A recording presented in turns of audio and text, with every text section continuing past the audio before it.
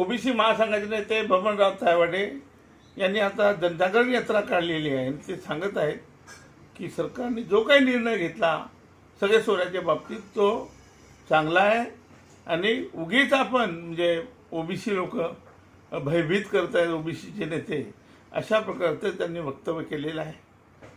हे अत्यंत चुकीचं आहे.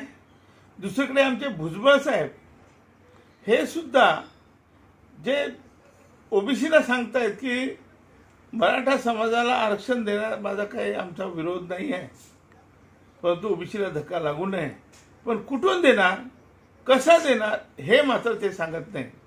ते राज्य मंत्री आहेत आणि त्यांनी अशा पद्धतीने जे ओबीसी समाज आहे त्यांचा भोळ्या भाबड्या समाजाचा भावनात्मक भडकून दोन समाजामध्ये तेढ निर्माण करून त्याच्यावर राजकीय पोळी भाजून ते सगळ्यांना आता बीजेपीकडे, ते स्वतःही बीजेपीकडे चालले आहेत आणि सगळ्यांना बीजेपीकडे नेऊ इच्छित आहेत.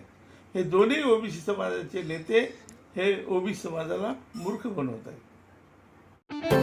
रोजच्या घडामोडी पाहण्यासाठी राजकीय दर्शन न्यूज चॅनल सबस्क्राईब करा आणि बेल आयकॉन दाबायला मुळीच